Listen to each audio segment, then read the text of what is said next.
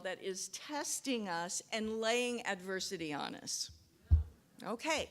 Now, I love what you said in your inspirational reading this morning, which is, we can know what the true answer and the right answer is, but if there is a belief in there that's running in the subconscious mind, then that's going to be bumping up against what you're saying, and you may not have the demonstration. So we're going to dig deep into this so that if there is a part of you that actually believes that, you can acknowledge it, bring the light on it, and dispel it today, walk out knowing that is absolutely not the truth.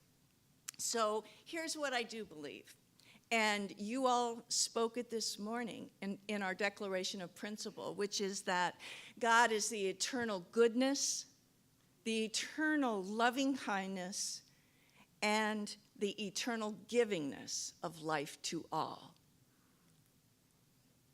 That sounds really different than some force that's creating circumstances just for us to, see if you really, are being a good little spiritual student, and then bang, knocking you down, I know it can feel like that sometimes, right?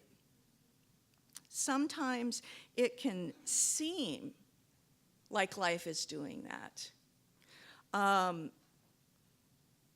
But here's what I want to invite you to embody and believe and take with you today. And what I love about this teaching, and you must love it too because you're here, and some people don't like this part of it and probably aren't here, which is that it's all about personal responsibility. So the good news about that is you can change it. The bad news about it is you're going to have to change it, okay? So take a breath, because this is taking responsibility at a little higher level. I believe that the essence of our being, the God of our being, that internal spark of life, only wants to be fully expressed in, as in, through us, and is calling experiences into our life so that we can become who we came here to be. Holmes tells us that we shall reach out into infinity, and since we can't encompass infinity, we shall always be expanding, always enlarging our capacity to know and to experience. It's always moving and creating and expanding. So said in another way, I believe that we bring them in to whatever is standing in the way of our growing, our expanding, our enlarging our capacity to be who we truly are and to do what we really came here to do. I love this note from the universe that says, if it weren't for your challenges, how would you ever know that there are still some things that you misunderstand? You wouldn't. So bless them, embrace them, and give thanks for them. Tally ho, ho ho, the universe. It's really important to be grateful for the challenges and the difficulties, because it's showing you that is life, that is love, that is God, whatever you want to call it, showing you where you're still stuck so that you can break through. And I know that, dang it, sometimes it's just easier to blame someone, isn't it? Or to blame God. But what if we just don't go with that instinct, but rather we bless it, we embrace it, and we give thanks for that person, situation, whatever it is, and realize that they're here for us, for our expansion, our growth, for new levels of understanding and new experiences, really for us to become more and more and more of who we truly are. I have a couple parables this morning that I've shared with you all before, but they're so good, and they kind of wouldn't let me go because they just went with this talk so beautifully. So I know that there's people that need to hear this morning. And if you're like me, I forget it, and then I hear it again. I'm like, wow, that's so cool. So here we go.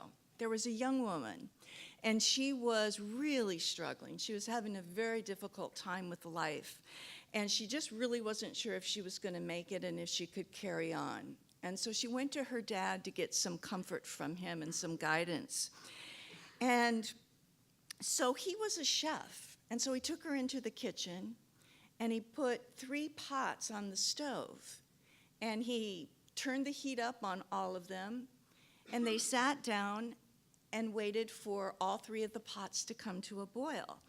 And his daughter was getting a little impatient, you know, kind of wondering what he was doing. And what he did is he took some carrots, and he threw them in one pot. He threw an egg in another, and he threw some coffee grounds in the third.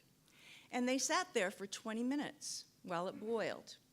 And after 20 minutes, he turned off the heat on all of them, and he asked his daughter, "What do you see?" She said, "Carrots, an egg, and ground coffee." And he brought her closer to taste the carrots, and she tasted it, and they were like soft and mushy, and they tasted awful. And he said, "Try the egg." So she peeled the egg, and she bit into it, and it was really, really, really hard, inedible too. And then he had ladled the coffee out into a cup, and she drank that, and this big smile comes on her face, and she's like, that is good. Well, she was a little confused and annoyed because, you know, she still wasn't getting, she wasn't getting what she came for. She wasn't getting her guidance and comfort.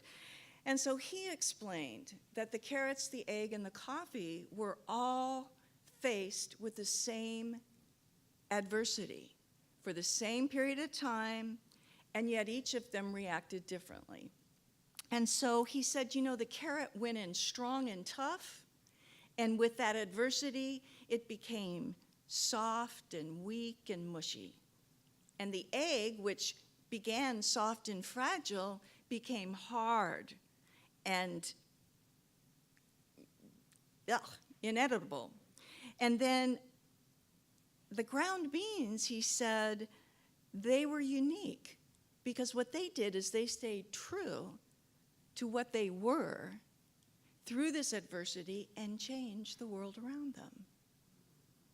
It became coffee.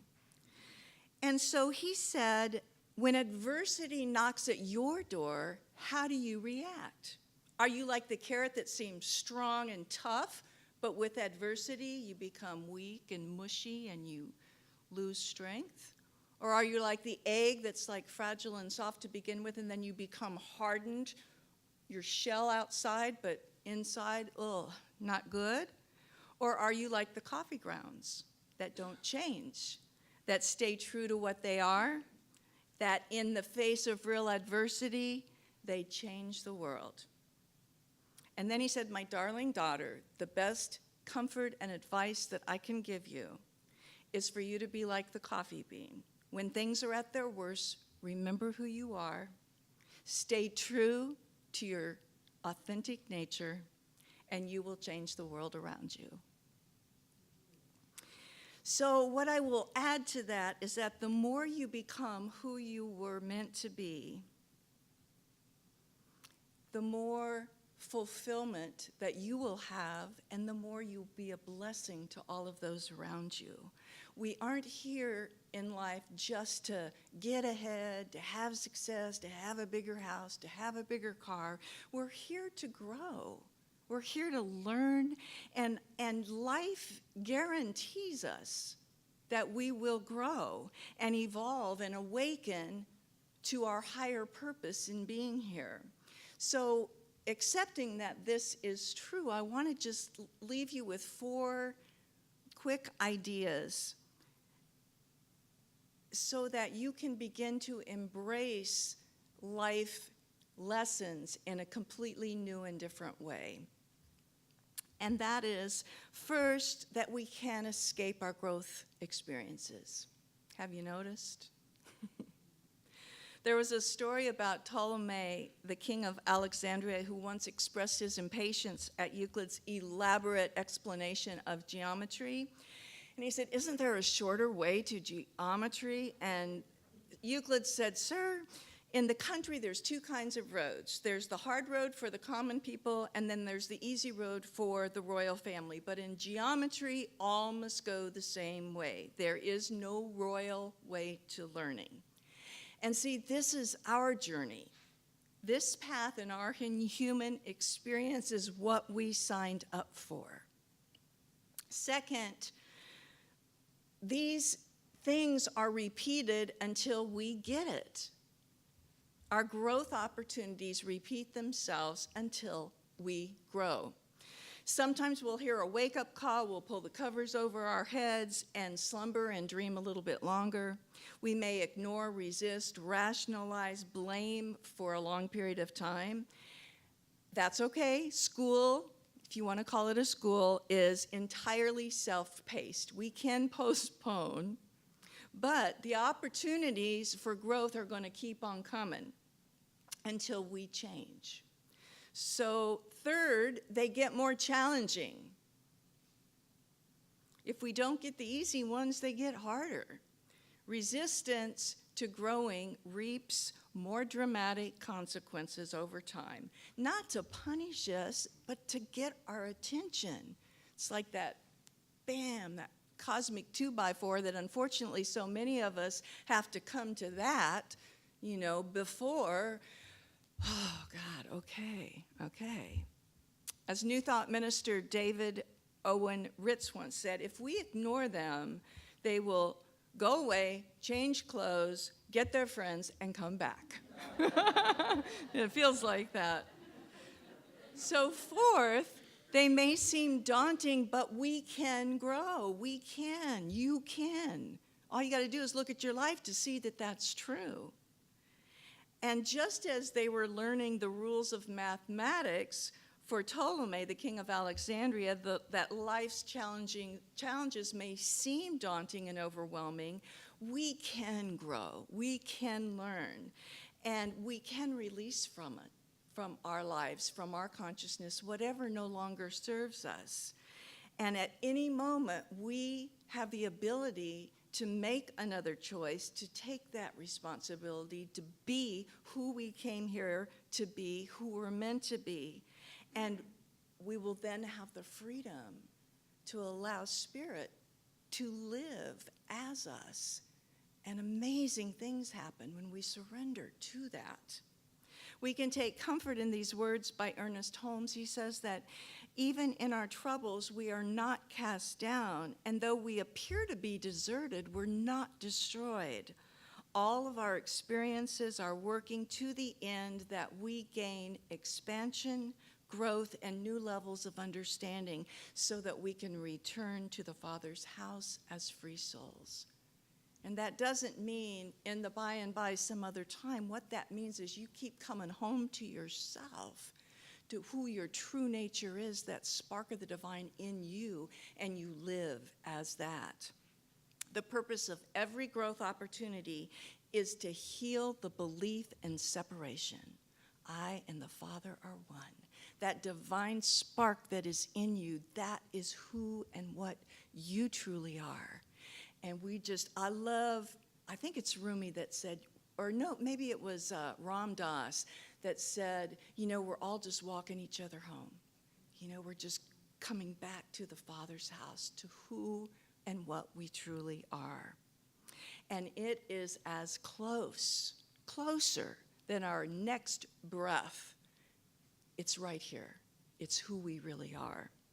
So I want to end with this second parable that is one of my favorites. I absolutely love this. There was a group of women that were at a Bible study, and they were reading Malachi. And in it, it was said that he will sit as a refiner and a purifier of silver. And the women were all puzzled by what this meant. And so they made an agreement that one of the women volunteered to go and see a silversmith and learn what that process was to try to understand that scripture better. And so she contacted the silversmith and went to him, and she sat there and she watched him as he held a piece of silver over a fire and let it heat up. And he explained that in refining silver, that you need to hold it in the hottest part of the fire, where the flames are the most intense, so that it'll burn away all the impurities. And the woman thought about how sometimes we're in hot spots in life and we blame God for putting us there. And then she thought again, now what does that verse mean? He sits as a refiner and purifier of silver. And she asked the silversmith if it was true that he had to sit there the whole time and watch this process. And he said, yes, I have to sit and watch, and I have to keep my eye on that silver to make sure that it's not left in 1 second too long, or it could be ruined. So the woman was silent for a moment, and she asked him, how do you know when the silver is fully refined? And he smiled at her and he answered, oh, that's easy, when I see my image in it. Isn't that beautiful? That's what's going on. Next time you're standing in the fire, you're going, what the hell is going on here? It's like you are being purified until the image of God can be seen in and through you. That's so powerful. That's so powerful. So if you feel you're being held in the fire, remember you are not being tested.